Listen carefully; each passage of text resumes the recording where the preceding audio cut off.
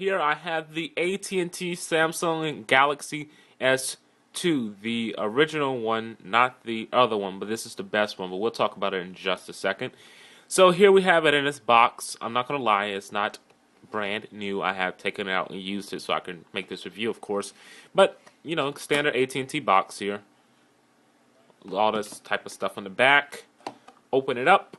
Phone sits on top per AT&T usual. And of course, the phone does come with that "Don't Text While Drive" sticker, and I think that's very important. And it also comes with a manual. As you can see, this has never, ever been opened. That is on purpose, of course, because you don't need manuals. We're too good for manuals. So we'll push the box to the side. That's it with the box. Okay. So what we have here, first and foremost, a nice, bright, beautiful 4.3-inch Super AMOLED Plus display in a very slim design. We'll talk about the measurements in just a second. We have a 2.0 megapixel front-facing camera at the top. We have an 8 megapixel front back camera in the back with a bright LED flash. It takes 1980 by 1920 by 1080 HD at 30 frames per second video. So that's 1080p HD, and it also takes 720p HD.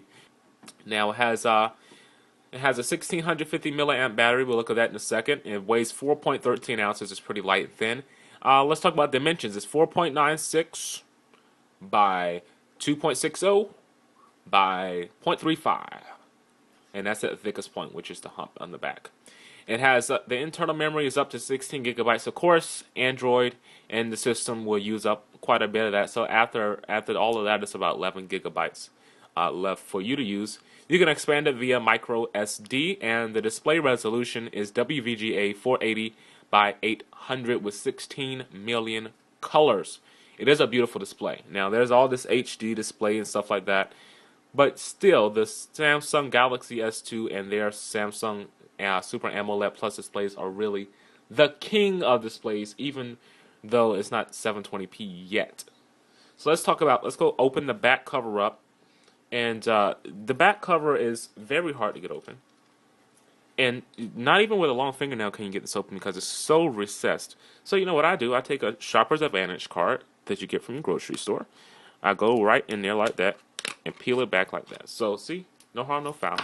You got those cards laying around anyway. Now, let me tell you something about this back cover.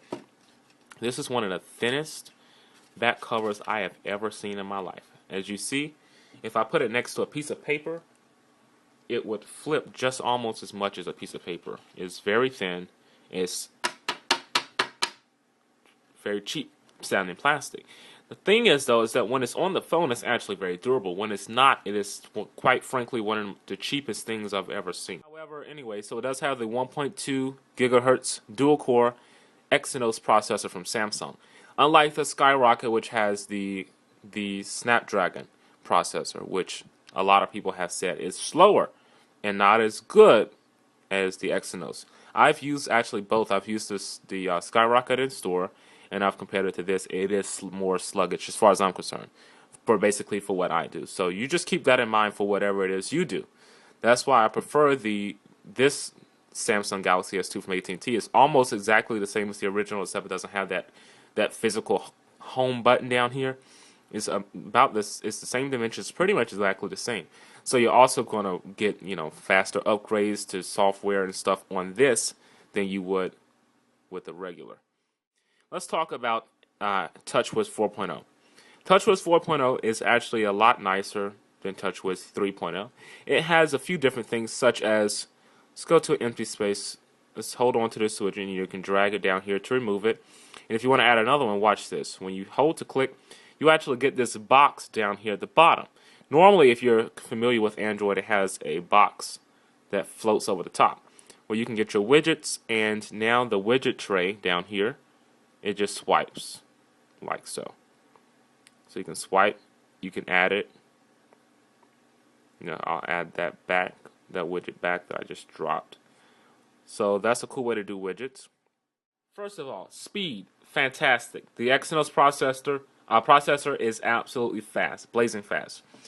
I really don't notice any lag. You can take a look at this here, and let's try that later. You really don't notice any lag when going from screen to screen. When going back home, when launching the dialer, when using a web browser. You don't notice any lag whatsoever.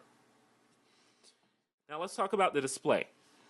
Now with the Galaxy Nexus that came out, the HTC Resound 720p displays. This is not a 720p display. This is a WVGA 480 by 800 display. The display is absolutely fabulous. I cannot see any individual pixels. I can't see. It's a Super AMOLED Plus, so it's not a pentile display. There's a lot that goes around when talking about pentile displays and non-pentile displays. The Galaxy Nexus has a pentile display, and it is a 720p Super AMOLED display. It's not a Plus variant because it's not a non-pentile. It has a pentile structure for the screen, where the pixels share subpixels. Anyway, you can find that on YouTube if you want to learn more about pentile displays and non-pentile displays. Just suffice to know that this does not have a pentile display, so a lot of the phones that do have it, you can see sort of like these jaggedy edges and stuff like that. You don't see that on here. So even though this is not a 720p display, it is still gorgeous to look at. Battery life, which is another thing I need to touch on. The battery life is pretty good. It depends on what you're doing. I will say that today I started off the day at about 6 a.m. with about a full battery. I played some games for probably about an hour or two, maybe an hour and a half. By the time 3 o'clock came, my battery was down to 20%. Now keep in mind, I did turn the phone off for at least 3 hours while I was in a meeting. So how about that? Really, with these phones, you have to keep a backup battery or a charger nearby. I find realistically I can get 6 to 7 hours out of here, but if I'm playing games, that is simply not an option. So keep that in mind as well. But of course, battery life is an issue on all these power-hungry phones, and also the phone charge is very slow. So once you plug it in, it may take all night for this thing to get up to 100%, whereas on other phones, it takes probably about an hour. Other phones that I'm meaning, when I say other phones, I'm meaning iPhone 4. This phone does have a GPS problem. A lot of Samsung phones are plagued with this problem. It is easily fixed, which in another video I'll show you how to fix that problem and how it's been fixed for me. Okay, but that problem is there. Just know that, but it is fixable because I fixed it for mine. And one more thing before this review is over. And this one bugs me. Okay, so here it is. It's this speaker on the back. The speaker on the back is actually right here. Let's see if you can see. There it is. That's what a speaker is. This bugs me really to no end. Now, coming from an iPhone 4, which has the speakers on the bottom here, the problem comes in is when you have this speaker covered up. So if I take it and put it down on the desk, it's fine because I have a hardwood desk and the noise just sort of comes out and sort of fills the room. Say if you put it on some type of cloth. This is a screen wiper or whatever you want to call it, microfiber cloth. If you put it on top of that, the sound goes down. But if I had 10 stars to give this phone, I'd give it 8 stars. Because of the GPS issue that it does come with, whereas if you go to my YouTube channel, which is Talking Mac, youtube.com/TalkingMac. A little later we'll have a video on how to fix the GPS problem because I fixed it and now it works absolutely fine.